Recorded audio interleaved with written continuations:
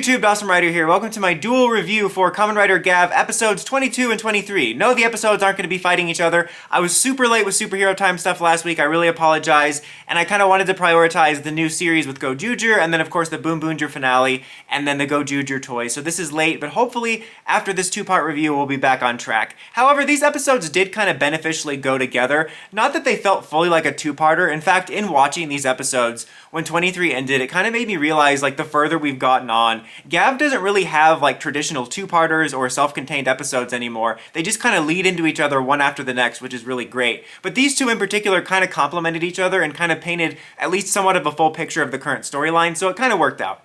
So we picked up with 22, and you had Bitter Gavv fighting Honto. He's not sure if it's really Gavv or not, and then Vram shows up, and he winds up stopping Vram from fighting. And it's kind of a funny scene in a way, because they're both confused. He's like, why would you stop me? Aren't you supposed to be killing all granites? And then he's like, why would you attack Gavv?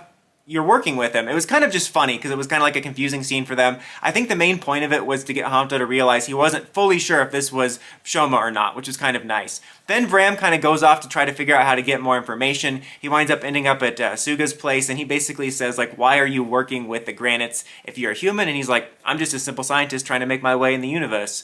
Then we have Sachika finding out everything, especially when she sees the reports about this Shouma lookalike attacking, and Honto goes to talk to her, and she doesn't want to see him, and she's kind of trying to convince him to believe in him, like, look, there's been nothing this guy's done to let us not trust him, let's give him a chance. Kind of what he was thinking before he kind of flew off the handle again when he saw Bitter Gavv, and it makes him think, and he goes off, and Sachiko does wind up talking to Shouma, and she very much believes in him, and she kind of says, like, I know it's not you, and if there's anything else you want to tell me, that's great. I really love how adult and mature everyone's responses are in this to secrets, and I really didn't think Sachiko was going to fly off the handle. I did wonder why they were waiting so long to have her in on the secret. I thought maybe they were building towards some sort of big twist or something like that, but I think it just turned out they needed her to be the kind of voice of reason with her and Honto, or with Shouma and Honto, to a degree, so maybe that's why. But I'm glad everyone finally knows, and I'm looking forward to maybe where we can get stories of all three of them working together, because they've had a couple like that before, and they have a really great trio dynamic, but obviously we couldn't go into that fully because, like, everybody had different information.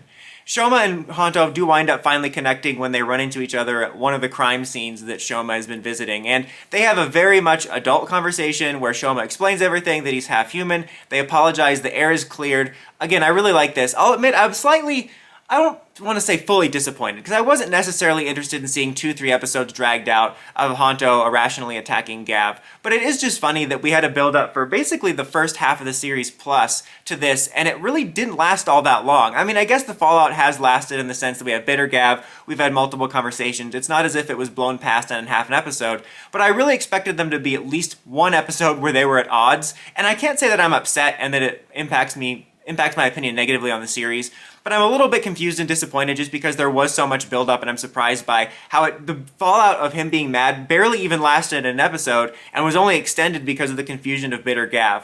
But overall, I am very happy to have characters talk to each other like rational adults about this type of stuff and actually have understanding, and that we're not going to spend too much time with them apart because it is a good dynamic. And now, teamed up again, they go on and take Bitter Gavv. They wind up thinking they defeat him, but they obviously don't because a version of him is back next episode. And then he gets blown back, Shouma gets blown back by the blast, and he almost falls over a railing. And when Honto saves him, he starts having flashbacks of when he met his mother from before, and that's kind of the cliffhanger lead into 23, which is why this seamlessly works in, because then at 23 he tells him everything. I guess this just fully jogged his memory, or I guess it might be a situation where he remembered this, kind of like when you remember something or a TV show you hadn't thought about in a long time. I call it a big comfy couch moment. It's like the show The Big Comfy Couch that was on when I was little. I rarely think about that, or I hadn't thought about it in years, and like suddenly all the memories of it come flooding when you are reminded of it. So it could be something he just remembered, but obviously he wouldn't have connected the dots because it was a memory from when he was so little. You wind up finding out what happened was, this was when Shouma was really little. He didn't know anything about what the family was doing. He just kind of knew his little kid world, and he was wandering the halls at night, and he ran into Shouma's mother, or like the facility. He wandered into the facility, and he wandered into the halls.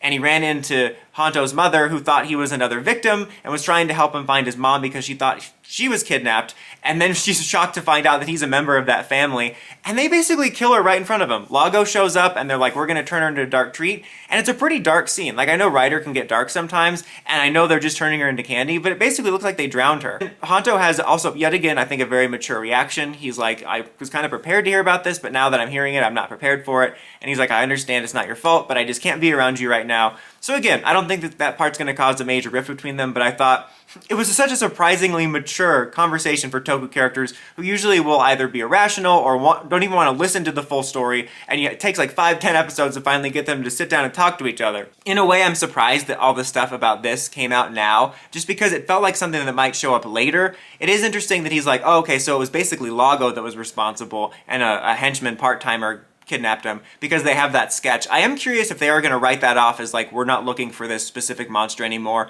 and his revenge is going to be against Lago, or if this one that he sketched is going to come back and be important somehow. I'll be curious about that. I do like how this backstory played out. I don't want to say worried, but I was a little bit worried that they might try to make them related somehow, that maybe their mothers were sisters or something, but I like that it just kind of wound up being this kind of coincidence situation, and a rather impactful backstory for both of them, because this was when Shouma found out about the dark secrets of his family, and this is when Honto's mother was done murdered. A couple other moments after this is Honto visiting Suga, and he gets a gift of what's going to be a new power-up. Sachika's just kind of offering to help Gavv in any way she can, again, hopefully setting up a dynamic of her being more involved, and hopefully once this Honto stuff is fully resolved with his mother, then we can all have them working together again.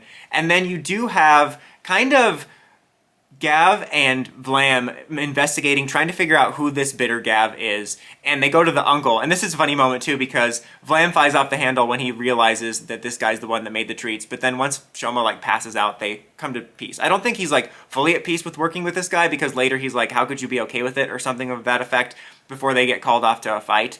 But still, I like that he was able to sit down and listen to this guy's backstory, because again, in a lot of other Toku series, he would be like, so anyway, I started blasting, or he would have screamed like, you betrayed me, or I hate this guy, and then just leaves. So I'm really happy that even though I don't think he's fully okay with the uncle, he actually sat down and let us hear the backstory, which is that the company used to just basically make normal candy. They turned him into the Glasgow Wonka experience, and they found out that putting humans into it can make it addictive, and so it kind of paints a little bit more of a picture for his character and the backstory in general, and that was a nice bit of backstory for this too. And then you find out basically they're clones, because another Bitter Gavv is attacking right when Honto is being lured off into a trap by his friend. His old friend calls him. He keeps answering the phone in this episode. He's like, it's Kotaro. I'm like, who the hell is this now? Am I supposed to know who Kotaro is? And he meets him, and then some shady guy winds up contacting him afterwards, and he's clearly being lured into something, but Bitter Gavv attacks when that's happening, but it winds up being Gavv and Vlam that fight him. And there's a couple interesting things here. Obviously, like I said, he doesn't remember it because he's a clone, but he's aware he's a clone, that there's just a bunch of them, we don't know how many. That's super interesting. Also, in a way, kind of funny that Shouma didn't really know what this was when he killed the other one last week. Like, for all he knew, this could have been his long-lost brother, and he just killed him. And then afterwards, he's like, maybe I should find out what that was. The other interesting thing that happens is Gavv winds up chasing Bitter Gavv on their bikes and leaves Vlam to protect people, because in the fight he's like, why are you worrying about these people? The objective is to fight the enemies. Kind of like, again, kind of Ghost Knight, Robo Knight stuff. He only cares about the mission and not the humans. And he leaves him like, you gotta take care of these people, and we don't get to see what happens other than him turning around and sighing. I'll be curious if he just abandons them, or if he actually does wind up helping and it's the first stepping stone into becoming a real rider. Yeah. Overall, broken record, guys. I'm still loving the show. These two episodes flowed very well together. I'm very impressed with, like I said, the mature reactions all the characters are having to revelations, and also impressed with like how fast we're getting answers to questions and stuff like that, and furthering plots without it feeling like we're rushing through it. And we still have half a series left, so I'm eager to see how these develop and what new mysteries might crop up. But let me know what you thought of the episode, as always, in the comments. Until next time, don't forget to like, comment, subscribe, and climb the steps and ring that bell to get notifications for my videos. Dawson Ryder, signing out.